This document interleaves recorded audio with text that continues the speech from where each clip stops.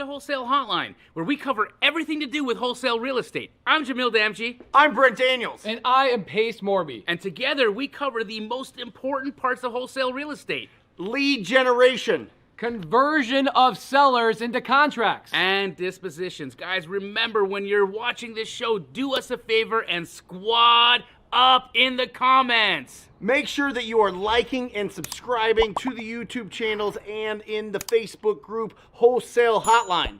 Most important, we want to know we're doing a great job for you and helping you build your business. So go give us a review on iTunes and or Spotify. So squad up and enjoy the show!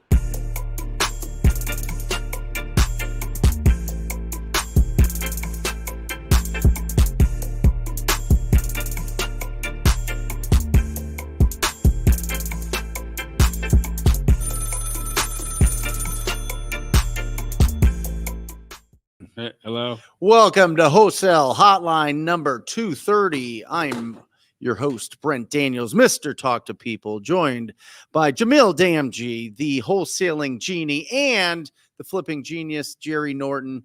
Guys, the financial world is going bananas. It's going bananas right now. What's going on out there? Well, so I did a little bit of research. Yep. And I've been kind of following it for a minute here. And so what happened, at least to my understanding, is there was this like secret place to get money. Yeah. That investors knew about that wasn't really talked about in mainstream markets. Kind of like how you can buy wholesale real estate. It's not like retail real estate, but it's like the secondary market. Well, these investors were all buying or all borrowing money from Japan. And they were borrowing money out of Japan at like 1% and 2%. And that's a little interesting because we have a world right now where interest rates were way higher than that. So yeah, sure. What these investors were doing is they were borrowing really cheap money in the yen. Yep. And then they were coming and buying U.S. treasuries with that.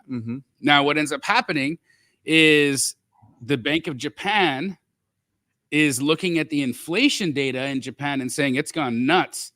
We need to start raising rates, right? So they're like, because we started doing that in 2022. So they went to the rate hike party. They came to the rate hike party in 2024. And like basically 2 years later, after we started raising rates in July of 2022, they make the decision to raise rates in July of 2024. And what that did is it wiped out $1.5 trillion out of the markets. And it's bloody. It's bloody. Every stock index is down. It's definitely Dow's 1,000 points. Yep. S&P worst day since 2022. Okay. It's pretty wild out there, and that's gonna definitely put pressure on the Fed to lower rates. Yep. Okay. So that let's for instance, guys, I have a lot of empathy for people who have money in the stock market. If you have a 401k right now and you've got money, your retirement in the stock market right now, it was a hard day for you. You've probably lost 10% of what you had. Sure. Okay. And so, but that's okay. It's only lost if you sell. Now, what does this mean for real estate? I'm not a fortune teller. I'm a genie. Yep. Okay. And so I can't tell you like a for sure prediction, but here's what I think is going to happen. I think that the Fed is going to have pressure to lower rates. It's already done. And it's already happening. I think it's dropped like a point in the last 30 days. Yeah. Yeah. Well, I think it's going to happen even faster now. Another rate cut. Yeah. Within the next 90 days, we're going to have another rate drop. I think that we're going to have mortgage rates in the high fives, mid fives soon, sooner than we thought was going to happen. And I think that what's going to happen when that happens is we're going to do two things. There's been this pent up demand for real estate purchasing that hasn't been able to happen right now because rates have been so high. So buyers have been on the sidelines waiting for rates to drop. Well, I think sellers too, because they're like, hey, listen. Exactly. Well, I think what happens first is buyers rush the market. Yep. Okay. I think buyers rush the market first, and that's going to create a run-up, an initial run-up in sales price, and then inventory is going to start to decline. And that's going to lead real estate agents and wholesalers and everybody who's involved to say, hey, now's the time to sell. Get your, guys, get your top dollar, get your top dollar, get your top dollar. And sellers are going to listen. And that means that we're going to have a flood of inventory onto the market as well. So there's going to be balancing. There's going to be a bunch of buyers running to the market. I think that it's going to unlock trapped inventory because that lock-in effect that we were talking about all these years where all these people were sitting on 3, 4, 5% mortgages. Well, now if you got a 5% rate, everybody in a 4, everybody with a 4.5, everybody with a 5, even some guys at the top of the 3s are going to say, you know what? I've been sitting in this house that I don't want to live in for 2 years longer than I've wanted to live in it. Or these people became accidental landlords. We saw how many people kept their home that decided, well, I'm never going to get rid of this low rate mortgage. So they kept their home, and that's going to untrap. It's going to unlock. The lock-in effect is actually, they're going to pop the gate, right? So no more lock-in. Yeah. And I think that it's going to balance the market out. It's going to be a little bit wobbly woobly for a little while. I think it's going to have a run up in prices in the short term. And I think it's going to have to balance itself out. But we still have some other stressors in the environment.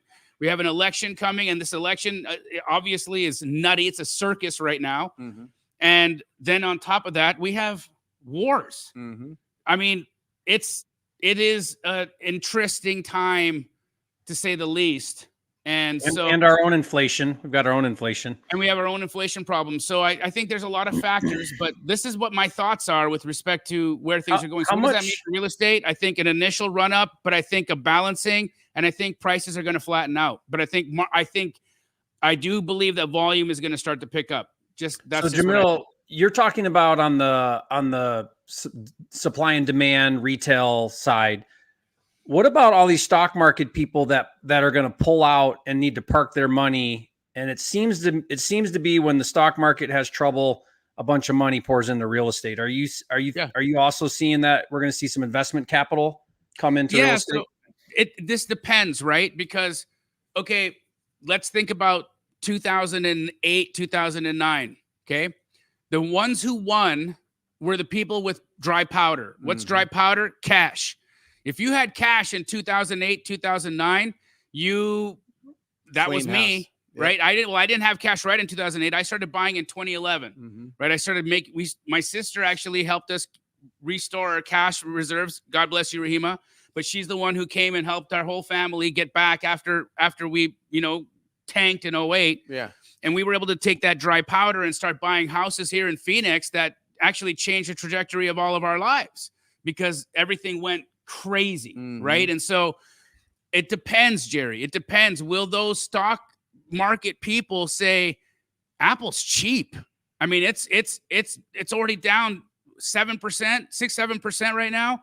Will they look at these blue chip stocks and are they going to want to hold that dry powder cash to get back into the market and buy things at a discount, or are they going to make a full pivot into real estate thinking that there's a deeper problem? That's the part where I don't know. Yeah, and I think for people that have those 3-4% interest rates, it feels a lot easier to get into a 5.5 than it did a 7. Yep. You know what I mean? At some point, you hit the point of no return where you're like, we're close enough now. I'll make the move. Right? It's not going to be. I don't think anybody's thinking we'll ever get back into the high 2s, low 3s, but you start getting closer to 4. You're hitting 5s and people are going to really take a look at that. It gets attractive. It really is, right? And especially because what we've been looking at for so long hasn't been, right? And I mean, my analogy is going to be really, really, really crude here, but let's just use it, okay? Right? It's like you've been in jail for 2 years, and all you've been looking at is dudes. And then they pop your lock. And you're out in the world and there's girls there. What's up? Right? And so I think there's a chance that everybody's going to look at the world and be like, yeah, this house looking pretty attractive to me right now. Let's see if we take this move here and get out of this house and get into that new one. I don't know. What do you think about that? Yeah. Yeah, about anything's going to look good, probably for some. Yeah. I think that's a great analogy. I mean, there is for me, I think I want to have some language that's like, I don't know. Hey, if you're pulling your money out, come on over. We'll take you. You know what I mean? Like I got projects. You want to lend some money on something that's got backed by an asset. But I mean, that's us. I've always felt like real estate was such a better investment than the stock market because you can touch it, feel it, see it. We're backed by something, right? So correct. I think there's always going to be that type of person that will see that and catch that vision. Yeah. Yep. Let me also give you guys a bit of insight from the wholesale perspective. Yep. One of our last few weeks leading into today, been a little bit slower on the sales side at Keegley. Mm-hmm. Not terrible, but slower. Today was insane. The phones were blasting. Going. They were going. People were buying. Is that also like August though? I feel like in our a little market, bit of seasonal. July because is people like, went back to school. Kids went back to school this week, right? So people were, but it's a perfect storm, right? Kids are back in school. Investors are back out shopping. All of a sudden, they're seeing evidence of a rate drop coming around the corner. Yep. People in real estate know a rate drop means that there's going to be an increase in buyer demand. And so it really did create a really good day for us at Keegley today. And I was happy about the sales. I mean, I don't know, I think it was like 8 houses today. Awesome. Just in our corporate store in Phoenix. Yeah. It was great.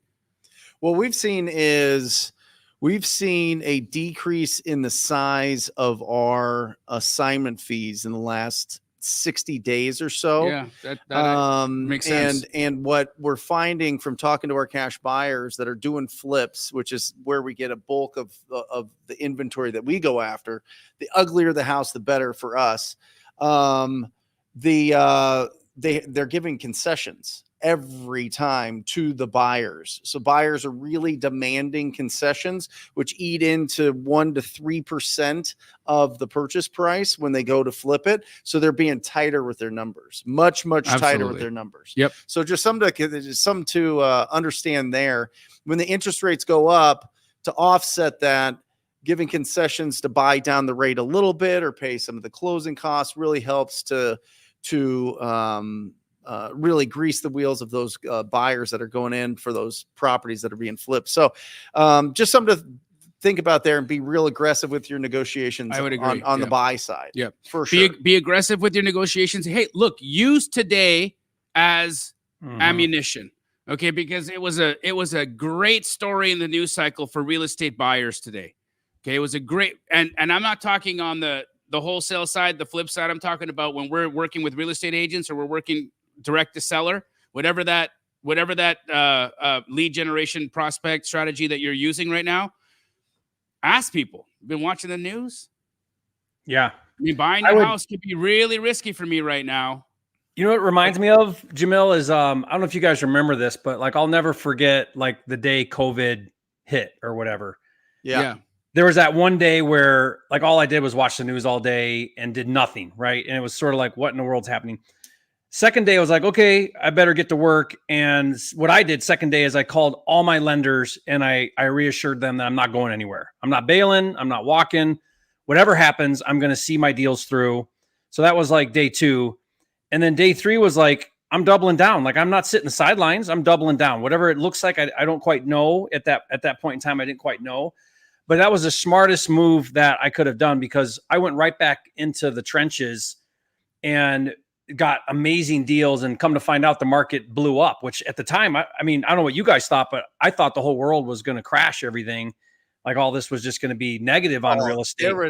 There was so many Zooms of doom and gloom, and you better crazy. have a year worth of expenses put aside, and everybody was going that route. I mean, I was in my living room staring at a mountain of toilet paper wondering what's going to happen next. Yeah. Remember that? That was wild. I bought like 6 bidets that you just attached to your toilet because I was like, we're going to have water, but I don't know if we'll have toilet paper. You know what I mean? Yeah, we got a garden hose for the kids. I mean, it was crazy. So good.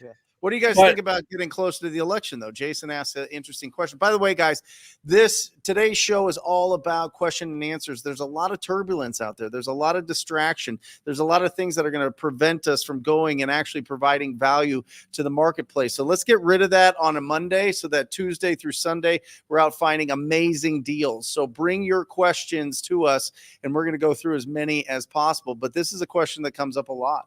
You know. Yeah. So Jason Baca asked, do you think wholesale/real estate will slow down as we get closer to the election? Well, I've been in a few election cycles, and traditionally, yes, it does slow down a little bit. People get a little bit, they right when you get closer to November, right? Closer to November, mid-October, early November, right? Especially when there's like, is it going to be a close race? Is it going to be like, we don't know what's going to happen here now? If the conservatives feel that they have it in the bag, then there may be not so much of a slowdown in buying activity, right? But if we see some traction gained on the side of the Democrats, and it starts to feel like this might be a toss-up, then what ends up happening is you get people taking a step back and saying, I need to wait. And it's typically they'll wait for election day, and then they'll wait a week to 10 days after the election day to see how things have shaken up. If we end up having a Trump presidency, I think within a few days you're going to see buying activity go skyrocket.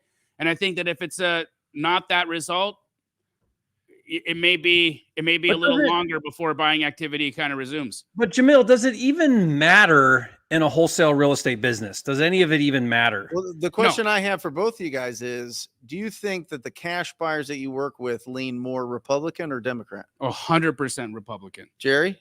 Same. Business owners. Yeah. So do you think if it gets real tight in the race, they're going to be more conservative? Absolutely. And I think that's what's going to create the jitters. I think mid-October, right? It's good. That's when, if it starts getting close in the race, mid-October, and I've seen it last time, right? I saw it last time when the election was happening, people were like, we're going to wait. And then when Biden won, it really slowed down for a couple of weeks. And then people were like, what am I doing? The president's never saved me. No. Nobody's ever come to my house and given me any help. And then they shake out of it. They snap out of the fear. They snap out of and they become self-determinant again. And they're like, I have to make my world. I have to make my reality. I have to make my future. No party is going to save me. And they get back to work. Yeah. Here's how I look at it though. Like in a wholesale business, when I first started for years in the beginning, I did Michigan was my backyard market. I still do a lot of deals there, but that was like my only market. And it's a very seasonal market. Like you have pretty brutal winters in Michigan. And I never timed my business based on season. Right. And my mindset around it was, yeah, it's true that there's less buyers in the dead of winter. Who wants to go look at a house in sub-zero weather? Like people aren't buying then. That's true. But there's also a whole lot less inventory for people that are doing that. So the existing buyers that are in the marketplace are high demand buyers. So I just did my thing. I didn't really pay any attention to what time of the year it was. I got deals. I sold those deals in the dead of winter when it was freezing cold out. I rehabbed houses right through the winter. I did it all. I never actually paid any attention to that. Whereas a lot of people I think they put way too much into that. If you're wholesaling, then, I mean, what's your biggest fear? You're going to get stuck in a deal? Well, you're not really in the deal. What's going to happen? Cash buyers are going to go away? Well, maybe, but so are a lot of wholesalers that are also sitting in the sidelines. So then you just leveled it back out again. Like my point, I think, is stay in the game, adjust, pivot, be aware of it, pay attention. Like Jamil's sharing with us these great ideas about what's going on.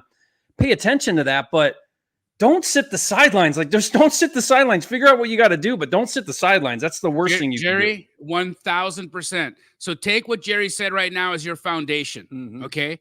What no one is saying right now is stop, wait, hold. No. Yeah. What Jerry's saying is you have to take the information that's out there right now, take the sentiment that's out there, gauge the temperature of where people are, and adjust your negotiations accordingly. When we start to see that cash buyers are tightening up, it's time for you to go to work on your negotiations, because understand that they're feeling the same pressure in the retail market. And you can have these conversations with real estate agents, and you can have these conversations with sellers, and you can say, guys, it is not what it was. And so based off of where we are right now and the craziness that's going on in the world, my offer is $50,000 less than it would have been when I called you the first time. You should have sold it to me back in March, but you didn't. So what are we doing? Are you going to wait for the market to drop even more, or are we getting under contract today so that you lock me in? Because I'm making a risk here, and I don't know how long I can do that. So you got to use this temperature as an opportunity and a negotiation strategy for you. But that's the beauty of wholesaling. Wholesaling, you make money on the up. Wholesaling, you make money on the flat, and you make money on the low. Always. Yep. Always. That's the beauty of it. Yeah. Good market, bad market, flat market. We still have to talk to property owners. We have to solve the problems that people have with their properties. And what I find is when the buyers get tighter, the sellers loosen up. Big the time. Sellers are the ones that are feeling the sellers. And vice versa. We're hearing it all the time, Jerry. We're hearing it all before this election thing goes crazy, before the wars go crazy. I'm selling these properties, right? I'm getting rid of these properties. I'm getting rid of these properties. So there is a balancing act. What I will say is when it gets closer to the election, make sure that you're not lazy on your dispo. Don't be lazy selling your deals. You might actually have to call up your cash buyers and ask them if they saw the deal that you just put out. Yeah, you might have to do that. I think to add to that too, I mean, honestly, guys, in a wholesale business, none of this matters what you and I think. It matters what our buyers think. So if you stay close to your buyers, wholesaling is whatever the buyers will pay, less my fee. That's wholesaling. Whatever the buyers will pay, less my fee. Are the buyers paying more right now, less right now? What are the buyers doing? And so if you don't have close connections with buyers in your market, if you don't have relationships with buyers, they don't have to be the buyer that buys every one of your deals, but you can call up buyers and be like, hey, what are you doing right now? Where are you at? Are you sitting the sidelines? Are you buying? Are you aggressive? Are you buying deeper? Like, where are you at? That's how you get a pulse on your market at a macro level and a micro level, is stay close to your buyers, and whatever they do is what we do. We just mimic what they're doing. If they're going to pay more, great, we can pay a little more. If they're going to pay less, we got to buy a little less, right? That's it. That's our business model. Whatever buyers are doing, less our fee. That's it.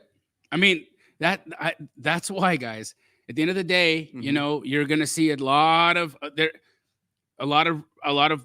portfolio holders, people who've been holding on to a lot of rentals right now. There may be some anxiety there, right? Because again, we don't know. We don't know where things are going to be. If you're holding a bunch of flips right now, there's a likely anxiety there, right? But I can tell you what wholesalers don't have right now: anxiety, because we watch, we observe, and we make moves based on what's happening. It's the most present form of real estate investing that exists, because we get to live in the now. We don't have to live in the future. We don't have to live in the past. We live in the now. That's why wholesaling rocks, because you can be present. And because of fee income. Correct. Fee income in markets where there is uncertainty is how you stay in the game.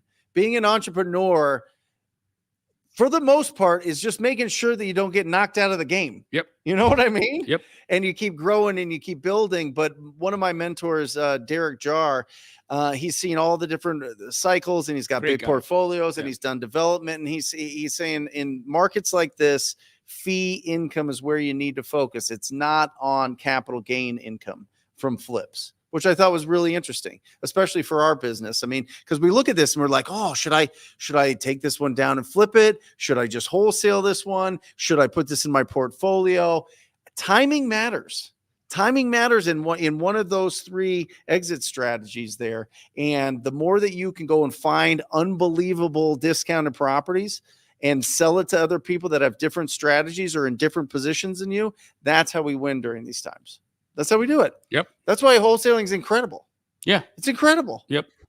Here's a question for you, Jerry. Can I still flip even though I'm based in Mexico right now? I mean, yeah, you can virtual. I have a lot of students that are virtual overseas. And I mean, you got to figure out how you're going to bring that money into your country. If that's your home base, right? If that's your residency is in Mexico.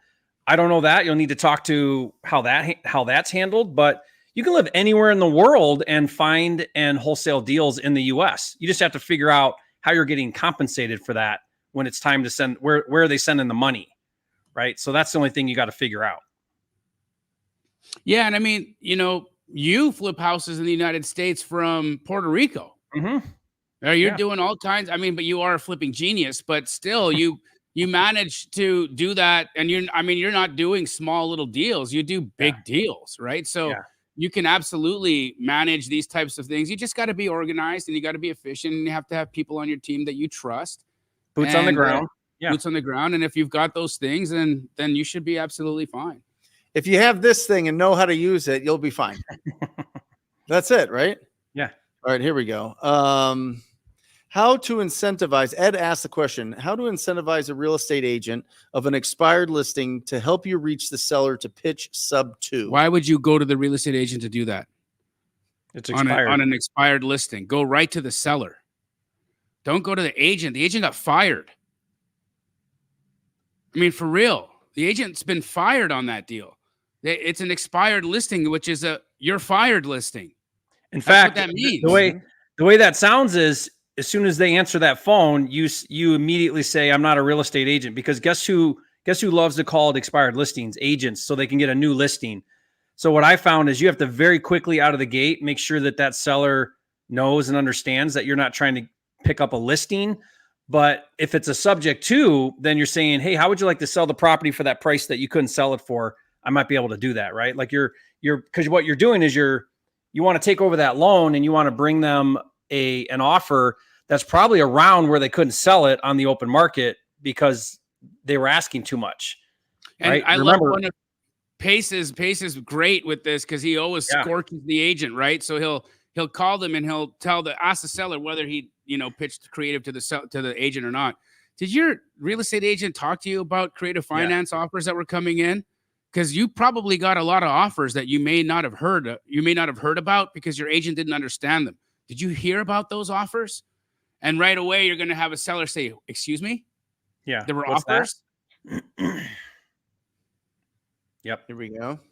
Next question, guys. Keep loading us up with questions. I love these. I love these shows where we could just all the questions and answers. Shoni, hey, I have an agent in St. Louis, Missouri, saying there's an investor restriction stating I have to physically walk the property before making a verbal offer. Wow. What's the workaround? Wow. Jamil, imagine if they saw our masterclass we're doing. My goodness. We covered this. We did cover this. Yeah. Yeah. This is what Jamil calls a trap, right? An agent trap. Yeah. It's when the agent requires you to walk a property before you make an offer. The reality is that's just a load of BS. No sight unseen offers. That's what they say. Okay, right? No sight unseen offers. Hey, listen, I respect that you won't take my sight unseen offer, but here's the reality of it. Right? I have a big team. I got a lot of things going on, and it makes no sense for me to take everybody that I have working on job sites right now off of their current work to move them to come look at a property on a hope certificate that we're going to do a deal. That's not how it works. Either we have an agreement and an understanding of where we're going to be financially on this and that the numbers are going to make sense. And if we have a ratified contract, then rest assured, I'll bring my entire crew out there to take a look at what we need to do. But I just can't justify moving tens of thousands of dollars of labor off of their current work on a whim. This is a whim. Yeah. Another way I'll say that, Jamil, I love that. Another way I'll say that is I'll say, of course we're going to do an inspection and walk the property. Who would buy a property sight unseen? No one would do that. We'll do that for sure as well. Tell me, agent, is there something that is going on here that I don't know about? Because I'm looking at all the pictures. I do this for a living. I know what this stuff costs. I know what my number is. Is there something else going on that you want to tell me about that I would need to go see other than what I'm looking at right now? No. It's just a cosmetic flip, or, oh yeah, it's just right there. Then, so you're trying to diffuse that. At the end of the day, though, you're going to have a seller that will just not do it.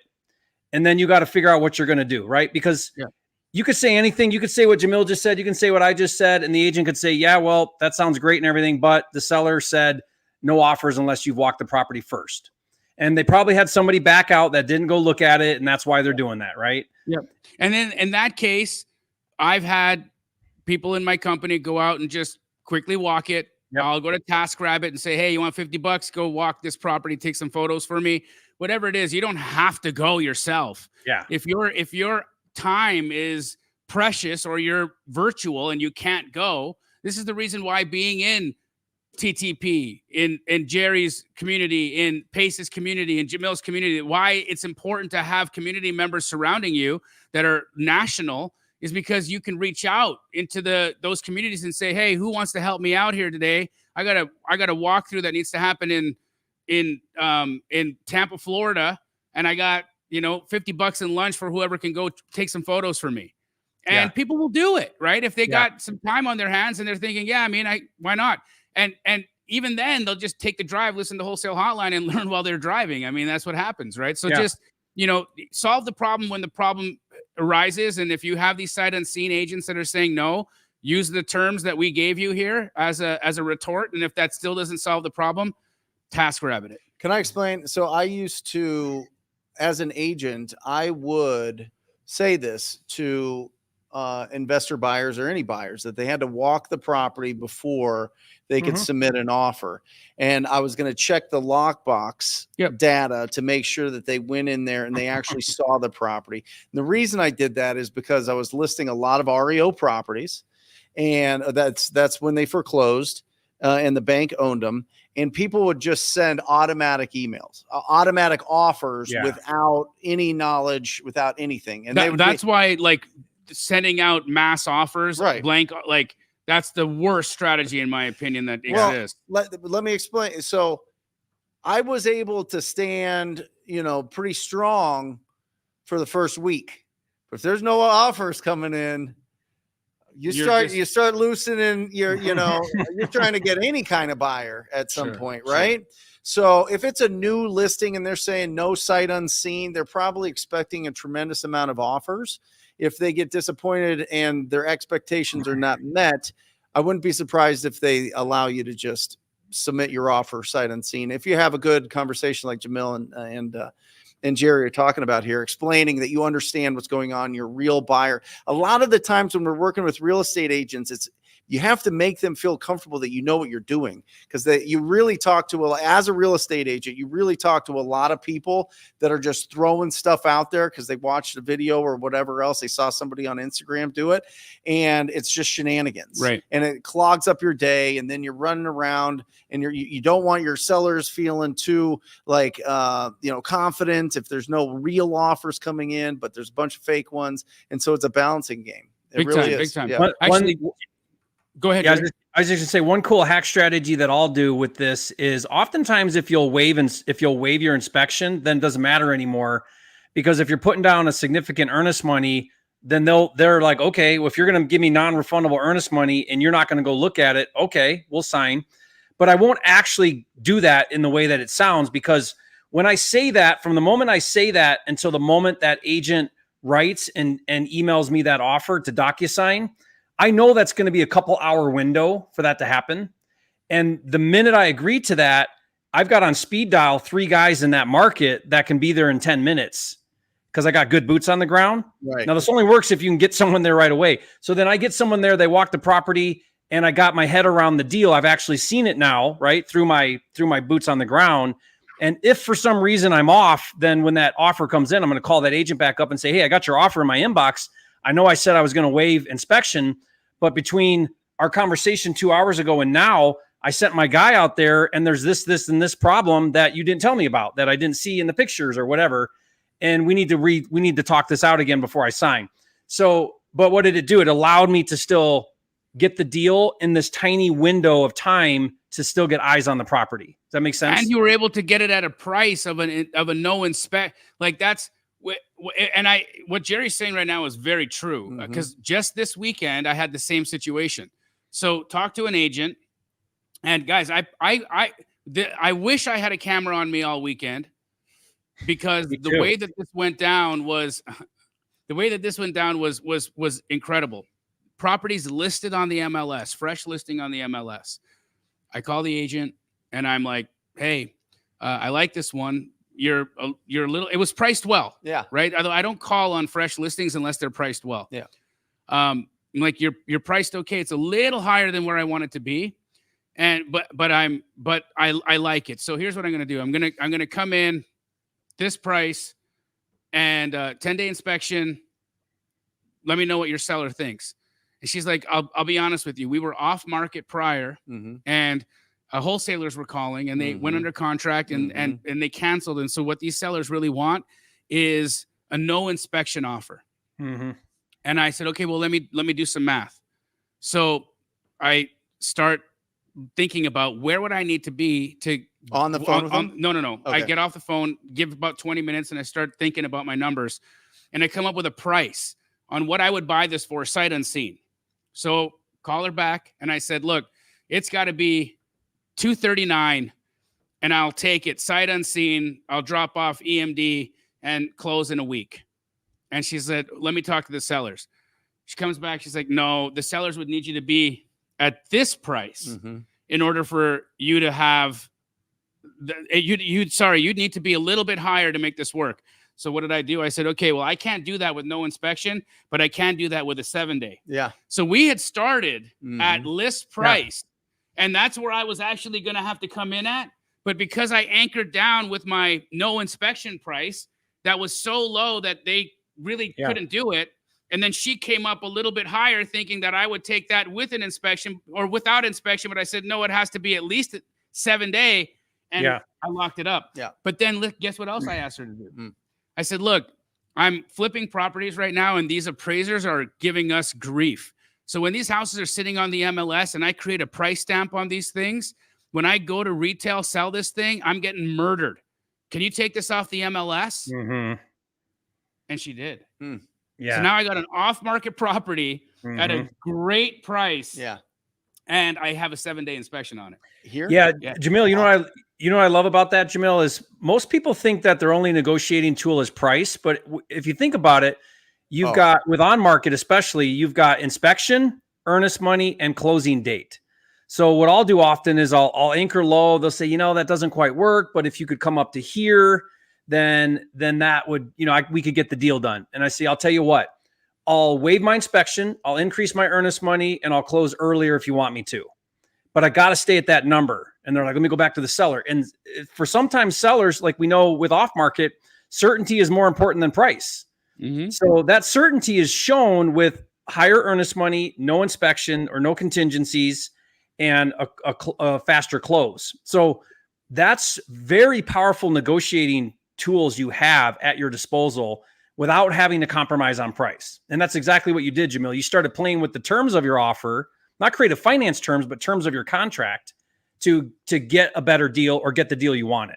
Right. With an inspection. Now, here's what's great. Jerry and I in Kalispell, we sat down and we made hours of content about this, these strategies that him and I have both been doing. Because some of you right now are listening to this saying, oh, this sounds amazing, but I'm not going to remember. Yeah. And this is a lot. Like how do I put this into practice? Jerry, when's that first episode dropping? We're shooting for, we're in production on editing. I think we're shooting for end of the week or early next week to start rolling those out. Yeah. It's a whole masterclass. It's dope. It's something else. Awesome. So anyways, I just wanted to wet the whistle here for you guys and give you a sneak peek. One that Jamil, I got to tell you, I had a little bit of a selfish. I learned so much doing that with you. Likewise. I learned so much from you. So it was awesome. I loved it. So good. Here's one when we got a real smoking hot deal and we're competing with somebody else, the other guys that run TV ads and and to push them over the edge. What we love doing is, hey, listen, are they giving you earnest money? Yeah. How much? 1,000. Okay. What if we gave you 10,000? Yeah, that's pretty good. What if we gave you 10,000 and we released it right now? Yeah. Pushes them over the edge every time. Wow. Every time. Because it's like, man, every time I get 10 grand of that money right now. Right now. Right. And think of all the problems I could solve right now. Right now. I could get into my next house. Listen, this isn't going to be held by the title company. This is going to be released to you. Let's talk about securing that, Brent. So what do you do to secure the 10 grand against, a seller doesn't come to the closing table to sell? What are you doing? Are you recording anything on there? We haven't had to. I mean, I guess if we had to, we would put a memorandum of the purchase agreement on it, but never had to.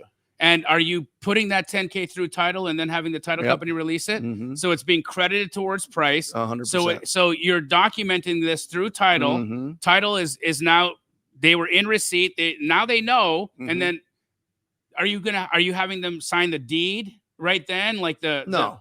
You could. I know. Yeah. I know. I have it go through. I mean, title's going to handle everything, right? So, and usually these are going to be 10 to 14 day closes. These are So going they're to be things quick that anyways. we're going to close on and hold on to them and do a post possession typically of 2 weeks or 30 days. And then once it's vacant, then we'll put it out to our cash buyer database. But just that extra little part, right? That, hey, listen, we actually have 10,000 to give you right now. It'll be released to you as soon as we get this opened up escrow. How many They'll send it houses to are you buying like that? You're just coming in. It doesn't have to with the kneecap the kneecap offer. That's only if I have to. Okay. That's only if there's other offers, or if the seller needs the money like right now for stuff, right? And they're really bad at making decisions, or they kind of they're like, oh, I'll solve this problem at some point. You know what I mean? So we kind of we just had that. We just had that happen. I released a video breaking down this deal this past Friday, just a few days ago. And what happened was it was PPC lead, came in at 50,000, smoking deal. We're at the kitchen table on appointment, literally in 20 minutes from when the lead came in, right? And we're like, let's sign at 50. This is a great deal. Seller says, I got to be in California tomorrow for a cancer treatment. Damn. And I need money like right now. I need money right now. So we ended up giving him 10,000 in cash. My acquisitions guy did this. He didn't even ask. He went and got 10,000 cash. I don't know where he got the cash from, because this is like a Friday right before Memorial Day weekend. He robbed 7-Eleven or whatever he did. He comes back with 10,000 in cash. He gives it to the seller for a $20,000 price reduction. So 30,000 price, 10 cash now, and a promissory note for the other 20, and had him sign a quitclaim deed. Yeah. So when I found out about this, like I found out about this later, I'm like, oh my gosh, this is crazy. We don't know if there's clean title. We don't know what's going on with this. Why in the world did we do this? But, and it all worked out. I mean, there were some issues on title, but there were some code violations and stuff, but ended up being like a $62,000 deal, wholesale deal. But like that urgency is what Brent's talking about. When someone's got this massive urgency, then releasing some cash right now today can get you a really good deal. Yeah, obviously make sure that the seller actually owns it, right? I wouldn't do it the way we did it. Don't do it that way. Do title. You know what I mean? So it's the real estate fraud has gone a little bit nutty. Dude, it's a woman showed up at my house on Friday with a suitcase. What? I'm not kidding you. A woman showed up to my house on Friday with a suitcase, and she started pressing the buttons on the keypad. And my daughter went, because she was out in the living room, and she opened the door. She said, "Can I help you? I rented this house on Airbnb." No. Like, I lived here. You haven't rented this house. This happened to you? This happened on Friday. What? On Friday. And they're she's listing like, your house? So, yeah, there was. And so I don't know how it went. We checked Airbnb. My house is not there. But what I think happened is they have like a dummy listing on Airbnb. They start communicating with the potential renter. And then they say, hey, let's get off of Airbnb. We have an even better house for you. We can't do it on the app, but we'll do it off app. You'll get a really good deal. It's going to be 2-3 times the house. And so they're literally pulling people off the app, using some kind of a dummy ad, pulling them off the app, giving them a deal too good to be true. And so, yeah, this lady, bro, I wasn't home. People have been doing this for a while. I wasn't home. When my daughter said this to me, I was like, no way. So then I checked the Vivint security cameras, and lo and behold, there it is. With her suitcase. Oh, my gosh. It's wild. Yeah. Here's a great question from Don Fowler. My man. Don's the man. With auto repos and credit card debt being at all-time highs, when do you think the floodgates will open on distressed real estate? Do you think we'll ever be at 2018 levels with this debt mounting? Who wants to start? Go ahead. I mean, there is a massive debt problem. Yeah. Let's be honest. Every day costs $200. Mm-hmm. Right? It does. Like, you think about your house payment, you think about your car, think about gas, you think about food. like 250 bucks. And that's if you're living on the low, right? I think a lot of people are pulling out equity from their They're houses. pulling out equity from their houses. pay They're for living this on, type they're of living on stuff. credit, right? It's getting a little bit juicy out there with respect to debt. And, you know, Don, that's a really good question. Will the floodgates open on distressed real estate? I think the saving grace here, Don, is how much equity is in the market post-COVID. There's a ton of equity in the market right now, and people are, if they haven't, and that's the other piece, maybe they haven't been refining right now yet because rates have been so high, but they're tight on their credit cards, and they're getting another credit card, then they go get another credit card, then they go get another credit card. Now they're juggling 3 credit cards at 26, 27%. And then all of a sudden rates drop, and now they've got all this trapped equity in their home, and they think, that's my ticket out of this mess. I'm going to refi the house. I'm going to pull that out. I'm going to pay off all this credit card debt. But then what ends up happening, bad decisions. And that's when floodgates on distressed real estate really start to open up. So Don, I don't think the dominoes are quite there yet because of how much equity is in the housing market right now. I think that people are going to have to go through a little bit of that first, and then there'll be a tipping point. What are your thoughts about that? Yeah, I mean, if we're talking about distressed real estate, when I hear Don saying that, I'm thinking pre-foreclosure, right? Pre-foreclosure and foreclosure. Well, 90% of anybody that misses payments are going to be in some sort of you were speaking about that earlier today about how it's really hard to get talk about that. Yeah, I mean, listen, since 2014, they've really put it in place to help people stay in their properties and not go through the foreclosure process. So the banks legally have to reach out in that first 120 days before they can file a notice of default and start the foreclosure process. 120 days, so 4 missed payments where they go in and they're reaching out all the time to do a loan modification, and really that's just the homeowner filling out the paperwork, telling them the situation, showing them what's going on with their finances, and working something out with the bank. And 90% of the time they do. But of those 90%, Jerry, how many do you think, what's the percentage of people that go back into default after the first time they do a loan mod? What do you think it is? I would guess the majority of them. 30 to 50%. Wow. Okay. 30 to 50%, depending on the area. You know what the nuance is there, Jerry? What? Equity in the house. That's it. I mean, we're in this crazy positioning right now because there's so much equity in homes. Will you explain what equity is? For anybody wondering what I'm talking about here is that if you bought a home, like the 70% of U.S. homeowners right now are sitting on a mortgage rate somewhere between 2.5% to 4%, which means they bought when? They bought pre-COVID or during COVID when there was after which we had a massive uptick in real estate values. So they're all sitting on what? Equity, meaning that what they owe on their home is a lot less than what the home is worth, right? So they've got trapped cash in the house. That's what equity is. And almost 70% of U.S. residents right now, U.S. homeowners, have equity trapped in their homes. And many of them have been holding off going and getting that refinanced and pulling that equity out because of where rates are. But we just saw what happened in the money markets today. What does that mean? Rates are going to drop. These home equity lines of credits are going to start getting, these refis and these HELOCs are going to start going bananas. 33 trillion it says homes are the nation's piggy bank, and they are worth a collective 33 trillion as of 2024. That's up from 15.6 trillion in the first quarter of 2017. Dude, that's saying it right there. Just double. I think too, there's while we're on equity, I think there's a difference. Trillion. That's so much. Trillion. Yeah. So we've put $16 trillion on the balance sheet from 2017 to 2024 living in our homes. Yeah. Wow. I think there's a big difference too between don't invest in real estate, though. Go buy crypto. Yeah.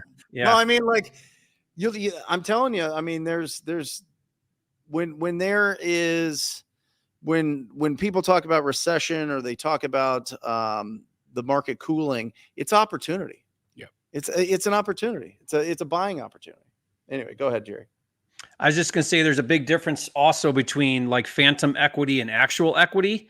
So phantom equity is, my house is worth 250, I owe 200, therefore I have 50,000 in equity. Well, not really, because by the time you liquidate the asset and get the cash in your hands, it's usually much less because it costs about 10% to sell a house between commissions, closing fees, and so on. 8 to 10%. Maybe you got some repairs to do or whatever. So there's a big difference there that a lot of people don't quite understand the difference there.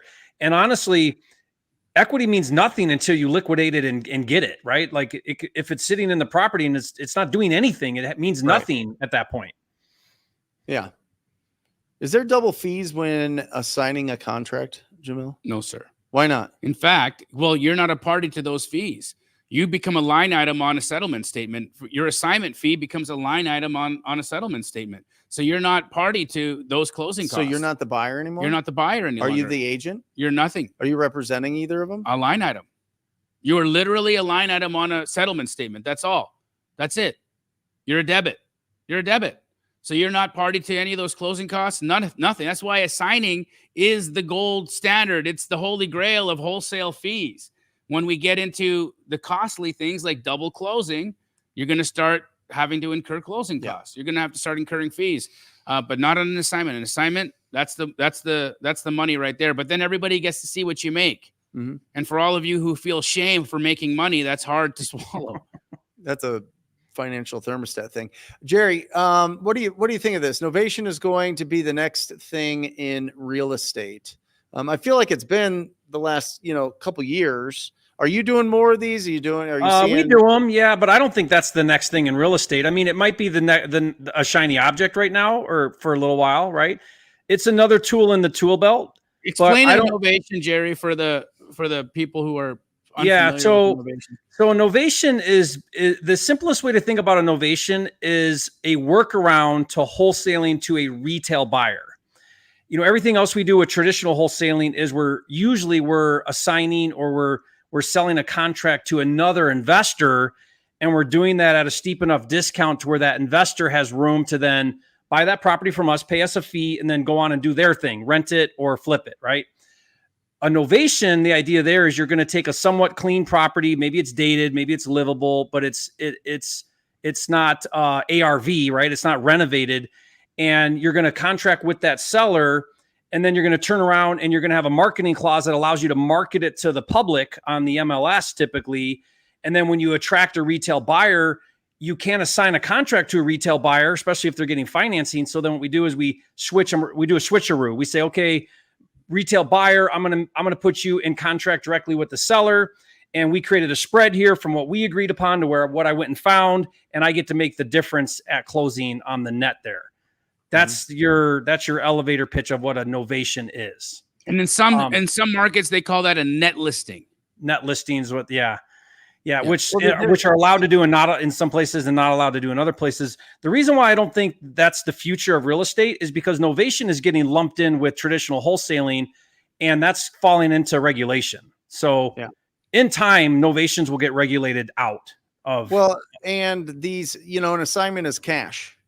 Yeah, it's a cash purchase by the buyer. Novation is typically with a conventional loan, which is awesome, but we go after ugly houses. Yeah. I mean, I don't know what to tell you. Can't get financed. You can't get financed with those either way. So there's always going to be cash buyers in the marketplace that are looking to find the best deals. The best deals are going to come from cash purchases. It is. That's just what's going to happen. Yeah. I mean, that's what does happen. So it's just really important to understand that if it's a dated house or it's livable, you want to do a Novation, live your life, do your thing. You know what I mean? But I agree with Jerry. I think that there's going to be more and more. I think the real estate agents are going to even feel that those are more egregious than wholesaling. You know what I mean? Because we're really stepping on their toes now. Oh my God. Right? Because we're acting now when a real estate agent gets their boxers in a knot over the fact that they feel that we're competing with them. Mm-hmm. When we do Novations and we're actually on their platform, going after their retail buyers, which we don't really do as wholesalers because we have a whole secondary market when we're selling to our cash buyers off our buyers list. Yep. But when we're on their MLS, it is now stepping on the toes. Yeah, I actually saw Novation, the word Novation in a regulation for the first time ever where it was listed, and that was Alabama. So Alabama passed a regulation, and in there it says, you know, the assignment, Novation, and then it says something like, or other similar methods. So it actually listed the word Novation, though. It's the first time I've seen that in regulation. So I think we'll start to see that more.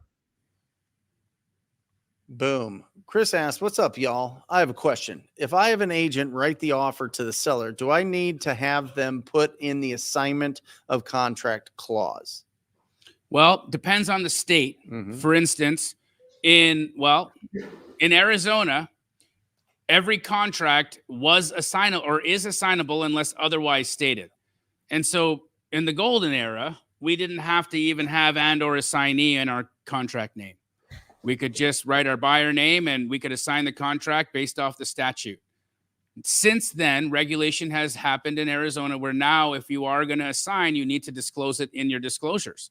And so maybe not even in the buyer name, but at least on the seller or the buyer disclosure, you're going to say that buyer is an investor in the business of buying and selling real estate for a profit. Buyer may assign the contract, fix and flip, or buy to hold at buyer's sole discretion. That's my golden. Yep. That's my golden statement. So again, for those of you guys taking notes, the golden disclosure statement, and I love it because it gives a gamut. It runs the whole gamut of what could happen as an exit strategy as a real estate investor. So we write, buyer is an LLC in the state of Arizona in the business of buying and selling real estate for a profit. Buyer may elect to assign contract, fix and flip property, and or buy to hold property at buyer's sole discretion. And now what it does is it explains to our seller that I'm an investor and my goal here is to make money. I might select any of these exit strategies and you're agreeing to understand that. That's it. So for me, that is the best way to put in the assignment of contract clause and for everybody to be aware that as a business, I'm here to make money. But what business isn't? Unless it's a nonprofit. I mean, to me, it just seems and sounds pretty common sense. And I feel like when sellers read that, it also sounds common sense. Because it's almost like saying buyer is an LLC in the business of buying and selling property. Well, why else would an LLC buy my home? A lot of them tell us. They're like, well, I know you're going to do really well on this. I just got to get rid of it. Yeah. And they hope that, look, okay, I've been doing really well with my RollsRoyce. Here's why I'm bringing it up. I was doing really well on my rental on my RollsRoyce. But when I looked at the cash flow between the RollsRoyce and my Cybertruck, my Cybertruck is smashing it. For the amount of money that I paid for it and for how much it's bringing in, it's just stupid. What kind of cash flow I'm getting out of that truck. It's a great car. And so today I made the decision.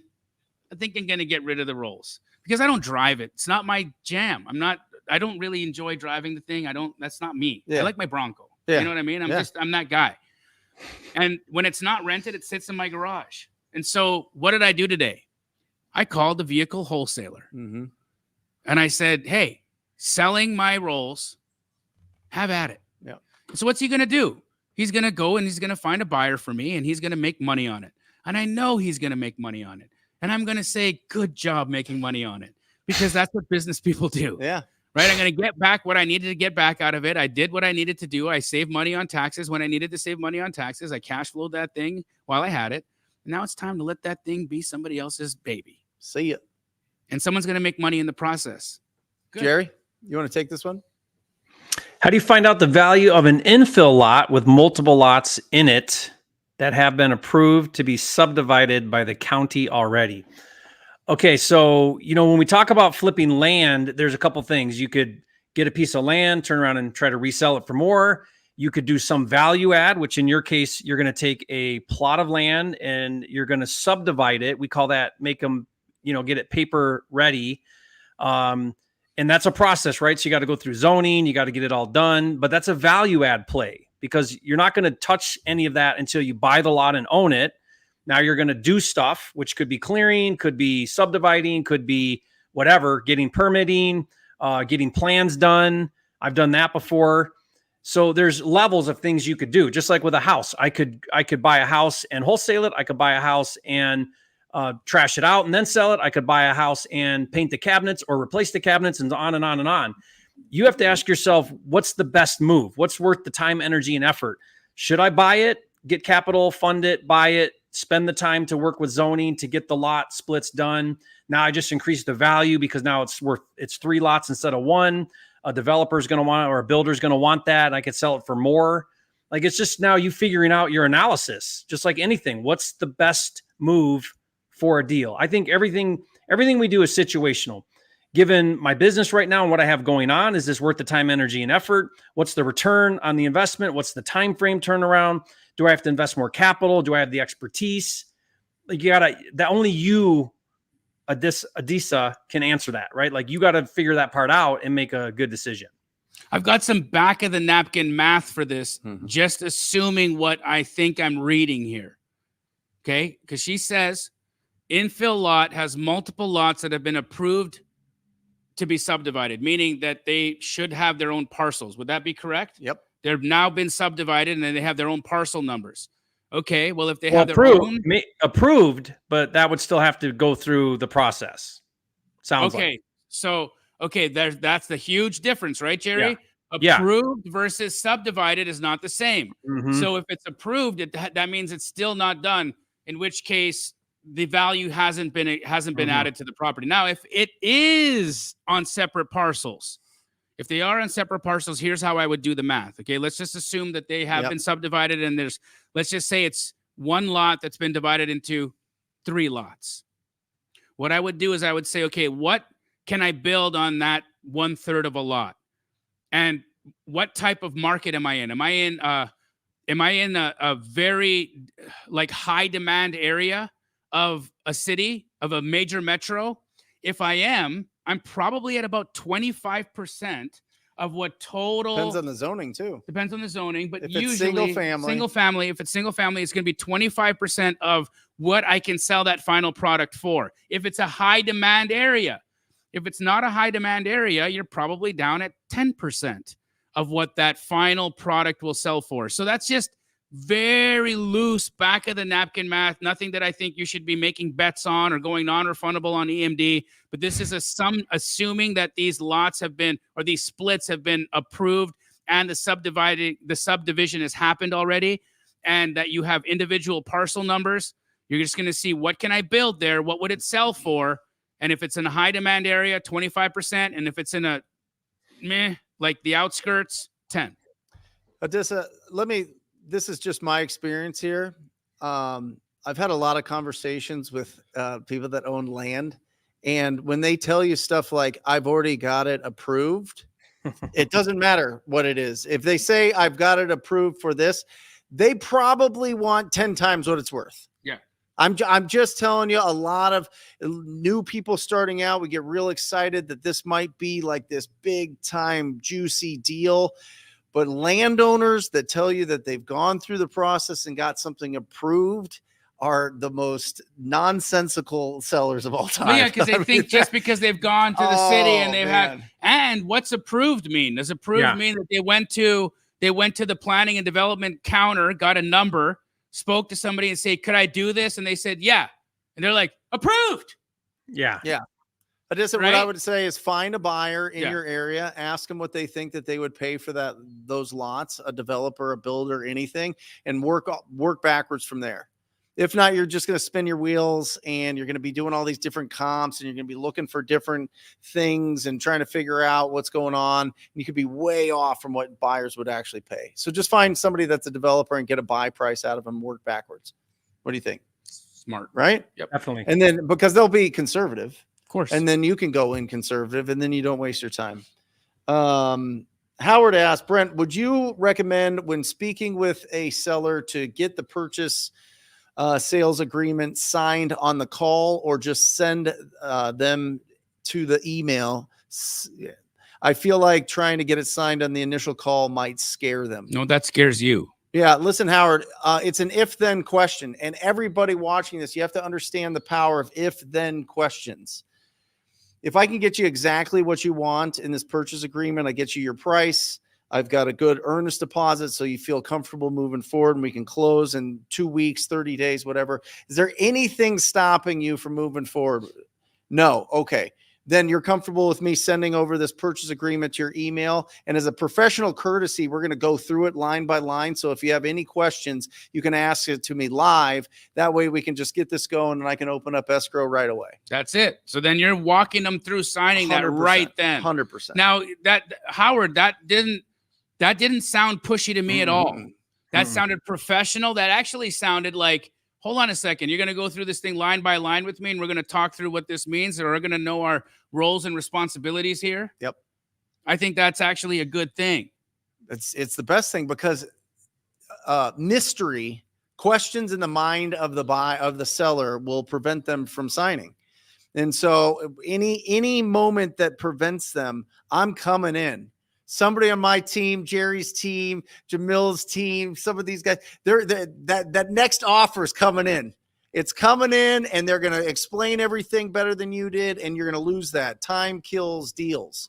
Time kills deals. So if you can get them on the phone and fill it out while you're fill it out, sign it when you're on the phone with them, that is the absolute best. If you feel like they're like, hey, listen, I need to pray on it, I need to do all these things, I need to look at this, I need my attorney to review it, then you can change it up a little bit. But try to go through it as a professional courtesy. I think if you say professional courtesy, it's just something that sits well with sellers. Yeah. And they feel like you know what you're doing. Time kills. Yep. Go ahead, Jerry. Yeah, I was just gonna say, to add to that, I try to avoid using the word sign and contract. Approve. And I try to say approve and agreement, because sign and contract evokes my lawyer needs to review. Yep. Right. Legally binding is what people think when they hear the word contract. Sign means I'm now binding. These nuances, guys. Yeah. So I mean, that's a big difference between a direct to seller conversation and an agent conversation. Oh, yeah. On an agent conversation, we want to talk signing. Yeah. We want to talk binding. We want to talk meat and Same with our buyers. business. Same with our buyers. Yeah. With our buyers, we say, I want you to sign this legally binding contract. That's what we say to our buyers. With our sellers, we say, this isn't, that, hey, with guys, sellers, we say, I want you to approve this agreement. Smart. Totally. That was super smart. Very smart. But just to kind of add a little bit to what Brent was saying about time killing deals, had a direct to seller deal, which we don't do a ton of, but we do a little bit of it at Keegley. Had a direct to seller deal. One of my reps had negotiated, and seller was all in. They said, we're going to do this deal with you. And they sent the contract over, and then homeboy went on a little bit of a vacation for a few days, right? Meaning it was the weekend. Yeah. Okay. Yeah. Well, guess what happened over the weekend? Monique Walker ended up calling that same homeowner. Done. And the homeowner said, well, what would you offer? And Monique came to my team. And again, it went through a different channel, because that rep went through a manager to get a number approved. Monique Walker came to me. Right. And my number was a little bit lower than what that one was. I was a little bit more tidy in the pants with it. And she sent big deals. Yeah, she sent over the contract. I signed it, and I actually stole the deal from myself today. And unknowingly, because my rep went on the break for the weekend. He didn't realize, and he didn't follow up with the seller, and hadn't done any of that thing. Monique came in, snapped it. Now, you might think that's really cool, but it's actually, now I have to share the deal with Mo. Yeah, I was just thinking that. You know what I mean? So now she gets half that deal. So it cost us half the deal. Yeah. Right. But she had it. She was ready, and she got that seller ready. And my guy let the weekend happen. You want to hear a crazy story? Yeah. So my acquisition manager, Ryan, is doing a great job, built incredible rapport with this property owner out in Apache Junction. And he's like, I'll come right over. We'll get the agreement approved. And but I gotta run. He had to like pick up his kids or do something. Maybe it's a different appointment or something. And he gets to the house a couple hours later, and she's like, "Oh, I already signed." And he's like, "What? What do you mean?" She goes, "Yeah, I signed with Ryan." He goes, "I'm Ryan." Another wholesaler named Ryan showed up at the house. My goodness. Showed up at the house. She thought it was our Ryan. She had told our Ryan how she hated the other company because they were so rude and they were so terrible. This guy showed up anyway and signed it up as Ryan, just being, yeah, I'm the Ryan, yeah, and locked up the deal. Wow. Isn't that I'm telling you, it's wild. That is so funny. It is so I was funny. telling Brent, I was telling Jamil, I'll tell you that. I was telling Jamil I had this agent deal where it was I like to call it a sniper, where it's a listing, we're calling directly, we're going to double dip with this agent. And I'm looking at the listing, and then I Google, obviously, or typically there's no contact info, right? So I'm Googling this agent, and I happen to find an agent with the same name and the same brokerage in my Google search. So, I thought that's it. So I call this agent. It happened to be an agent in another state, completely different person with the same name at the same brokerage. Like it was like a Remax or whatever. Yeah. And I'm talking to this agent. I'm like, hey, Jane Smith, I'm calling about XYZ property. And she's like, I don't have a listing there. I'm like, yeah, you do. I'm arguing with her. I'm like, yeah, you do. I'm looking at it. Oh yeah. And she's like, no, I don't. And we're going back and forth. And then I'm like, I read the full address, and she's like, I'm not even in that state. Like, oh, well, do you come across distressed properties very often? He doesn't let it go. He's just like, oh, hold on. Since we're on the phone. Yeah. I think to answer this question, we should give examples. Yeah. My youngest Astro Flipper, who's making money doing deals and buying and owning properties, is 15. How about you, Brent? Is it supposed to be with no real estate experience? Yeah, but they had no experience. He got, he came in unexperienced. I don't know, Jamil. I think I'm with, I mean, I wouldn't buy it to live in. I would buy it for investment for sure. If you're going to be doing it. I think I kind of not, and I really don't like his content. I really don't. I think that he's really just not my cup of tea, but Grant Cardone talks about, don't buy your own, the house that you live in, put your money into investment properties, which I think is really, really, really smart. So I would say, one, go for investments, but before you buy the house that all your buddies live in and like freeload off you for the next, 10 years of your life until you're 30. Right. And I would also be really, really focused for your first 12 months. If you have no experience, I would wholesale everything. I wouldn't buy an investment property until he has 300,000 after tax in an account. Yep. Andy, because you're going to go and you're going to buy something stupid. Yep. And you're going to give all the money back. Now your kids are fortunate because you've seen every deal. Right. And Andy, and here's the caveat to that. Andy was making $50K a month before he bought an investment property. Right. Right. Yeah. And so, he did it really young. My thought process is, I think, Cleo over here is wondering, is at 19 years old, is he too young? And I would say absolutely not. No. Right? No. You've got young guys in the TTP world out there slanging houses right now. Yep. What's the youngest you've had go on a wholesaler? Do a deal? Just a wholesaler. 14. 14. How about you, Jerry? Yeah. 14. 15, maybe 16. Yeah. So this is so Cleo, if the question is it, now I'm 19 and am I too young, or is it a good age for me to get started? Absolutely. It's a great age for you to get started. I would rather focus the attention on building business skills, the skills of effectively communicating with property owners, which means you have to talk to a lot of them, effectively comping properties, effectively looking at, okay, wait a second. I get to watch all these cash buyers from afar with no risk, see what their strategies are with the properties that I find, and see which path I want to follow. Right. And I think that that's really powerful because we want to own property. We want to be badass. We want to start the portfolio. When's the best time to own real estate? 20 years ago. Is it, when's the best time to plant a tree? 20 years. It's the same thing, right? But I don't agree with that. I think if you build business skills, you build the machine that's going to find you the best deals, then start cherry picking. Once you start replacing yourself in those roles, you're going to go a lot farther, a lot faster, in my opinion. What do you think, Jerry?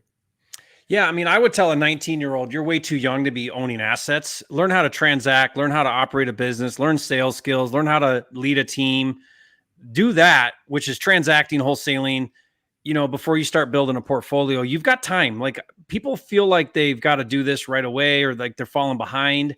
A deal's a deal. When you learn how to buy a deal, you can always buy a deal. So I just feel like in real estate, everything's developmental, right? So you have to, in college, you have to take 101 before you take 202, and you have to take 202 before 303, right? And I think real estate's the same way. Learn the appropriate skills that you need to learn at 19 years old before you start building a portfolio. I think that's something that's a little more later on. What would your number be, Jerry, for like money in the bank before you started owning homes and being a landlord? What would you be comfortable if your kids wanted to start buying rentals?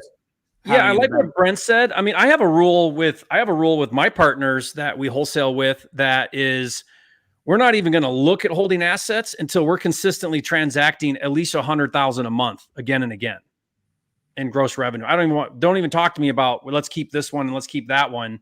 We can get there eventually, but not until we built $1 million business. Yep.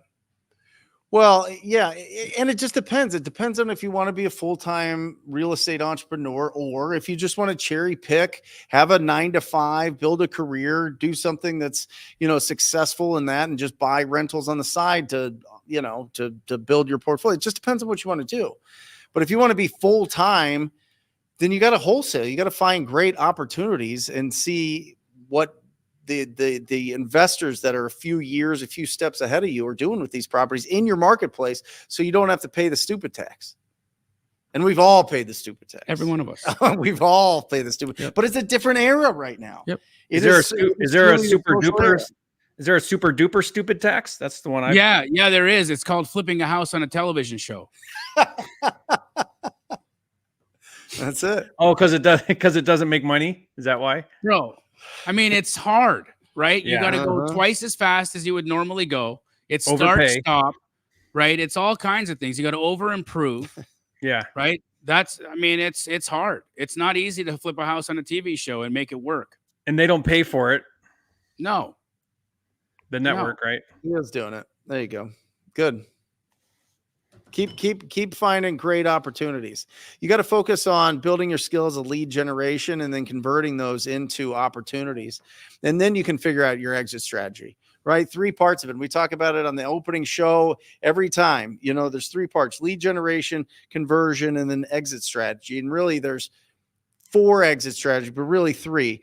There's you buy and hold it, you buy and flip it, or you assign it. The other one would be that you list it because you're a realtor, or you send it as a referral to a realtor. But really, when we're looking at it from an investor standpoint, are we going to buy and hold, or are we going to flip it, or are we going to assign it?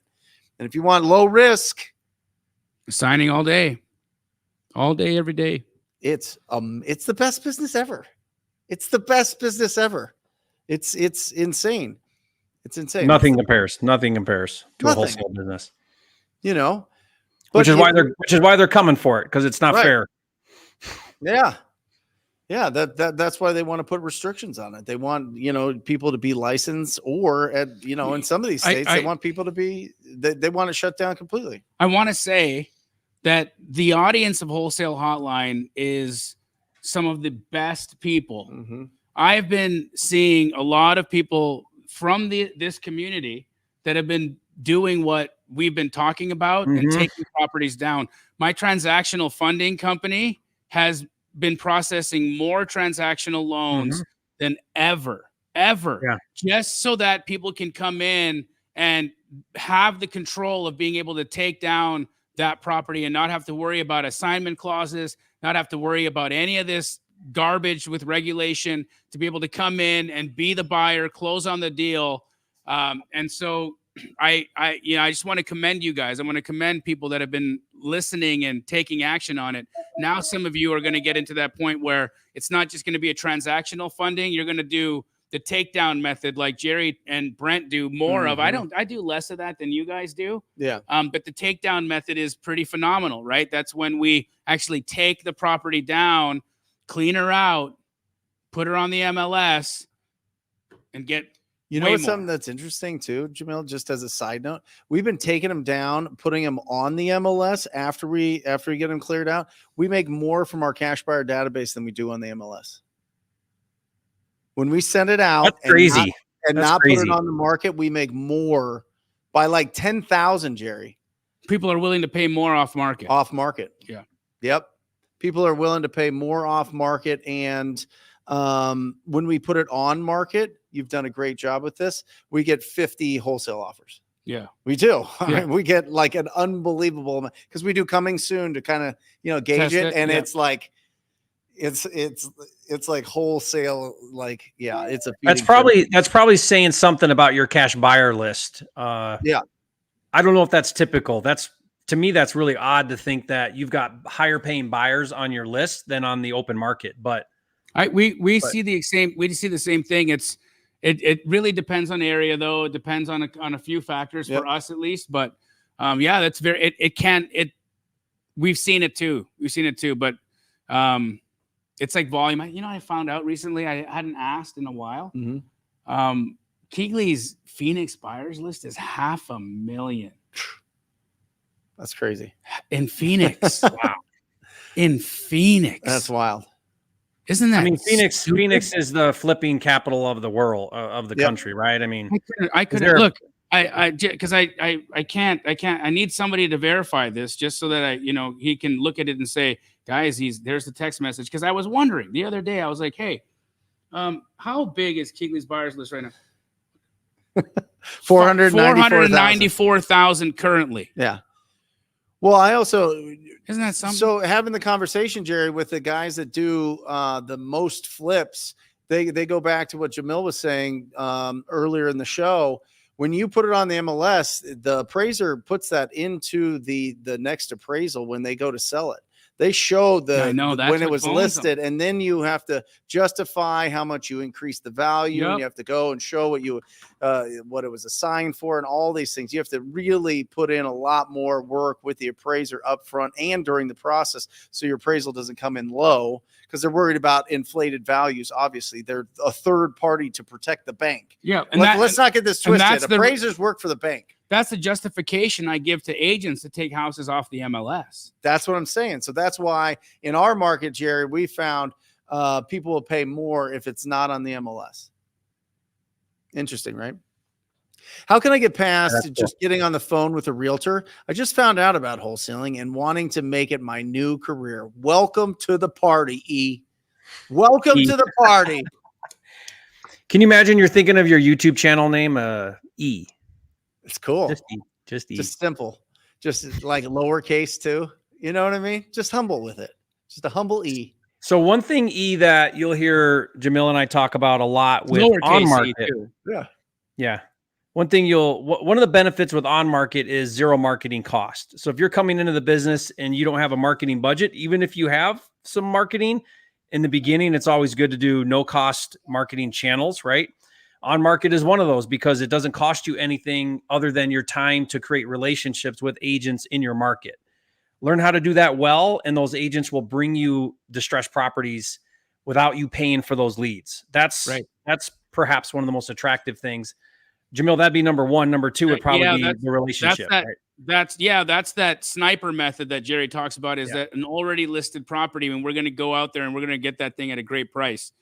But then there's the shotgun approach where we're doing agent outreach for cold outreach. And now we're looking for pocket listings that are off market. And now we got the best of both worlds because we get to do the thing that Brent Daniels talked about and sell a house and get a deal off market that's not listed on the MLS that has buyers salivating a little bit more. And we get to build a relationship with an agent, and that relationship can parlay into dozens and dozens of deals. I mean, again, Monique Walker, I love to say her name, but how can I not? I make nearly $1 million a year with this woman, Yeah. and it's all inbound for me. I don't have to call Monique every week. She texts me Monday to Friday, and sometimes on the weekends, right? She comes to me. Yeah. And that's just what it is. I think as I read this, the first line there just jumps out at me. I think that there's some fear that he has of getting on the phone and speaking with a real estate agent. Maybe there's a lack of experience there, but I will tell you this, you are powerful. You are powerful. You got to believe that. You got to take massive imperfect action, right? You got to get a list of 10, 15 real estate agents and call them every single day. Our mindset is built off of our skills. The more skillful we are, the stronger our mindset is going to be. That's just the way that it works. You don't see like pro golfers just totally melting down all the time and they can't swing a golf club anymore. They just got it so in their head. I mean, it's just the skill is built in there because of all the reps. So we all have to go through it. We all have to go through that hustle season. We all have to get into the dirt. We all have to chop wood, carry water. And the faster that you do it and the more enthusiasm you have doing it, the quicker you're going to get to success. And then you're going to be able to inspire others. And so get on the phone. Stop thinking about yourself. Think about the people that you're going to serve. Yeah, I think too, and maybe Jamil, you can say to this as well, but a lot of people feel like when I get into this, the real estate agent is some sort of professional and expert, and they're all knowing and all powerful and all knowledgeable. And what you'll find out real quickly is you probably know more than they do. At some levels, yeah, often, right? Because agents aren't even taught how to comp in licensing school. Yeah. They don't even know how to value property. And they don't know how to negotiate. Like most of the agents I work with, I have to coach them through the whole process. Like I have to tell them, hey, here's what you need to do with the seller. Here's what you're going to go back and do. Here's how we're going to handle this. Let me help you win with me. Right. They don't know most. Yeah. So and the only point of me saying that is, don't feel intimidated because you're talking to a real estate agent. They're a person just like you. They're trying to figure it out. Most of them make a whole lot less money than, you'll make more money than them on 2 deals than they make all year. 90% of agents. It's like, it's not as scary of a thing as you think it is. But the thing is, Jerry, I don't think it's a rational fear ever. I think what ends up happening a lot of times, and the folks that are at least brand new, just getting started, the fear is not a rational fear. The fear is subconscious. It's a subconscious fear. You're scared because you're getting out of your comfort zone, and your brain is telling you that, hey, it's uncomfortable being in this position right now. Look, man, when you were just going to your work and working 9 to 5 and getting your paycheck, that's safe. We know where food's going to come. We know how we're going to pay the mortgage. Our wife's not mad at us. We've got all the things we need. I mean, you've got these dreams. Those are scary. Your dreams are scary. Change always hurts. It's very hard. And breaking through to the subconscious mind to reprogram an old code, I look at our brains like they're computers. And a lot of us are running on Windows 95 right now. Right? You got to get through and you got to rewrite new code. Actually, funny enough, on last Sunday, I did a stream on my YouTube about how to go in and actually reprogram your subconscious mind so that you can alleviate some of that pressure and some of the pain that comes and those unpleasant emotions that come. Yeah. Because that's what's happening is your body's just releasing chemistry when you're doing something uncomfortable. And that chemistry is powerful. It's very powerful drugs. So anyways, if you guys are interested in figuring out how to rewire subconscious stuff, check out my last Sunday's stream. It's pretty wild. Jamil Damji YouTube channel. You want to finish this? This is a great last question. And then what size of an email list should we aim for? I don't think it's the size that matters. And I know I was just here flexing like I got the biggest size list. But facts is that you can actually get by with a list of 5 people that are really solid, that are going to buy, that you have a great relationship with. It really isn't about the size, my brother. It's about the level and the depth of relationship that you have with your buyers and how you're engaging with them and what you're looking for and how you're bringing them opportunities.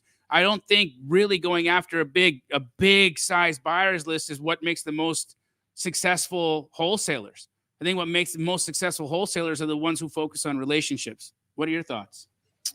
I don't know. I want to give them something to aim for so that it's not, well, I got this one buyer that buys everything and now he makes half. What would you say, 1,000? I would say shoot to find 100.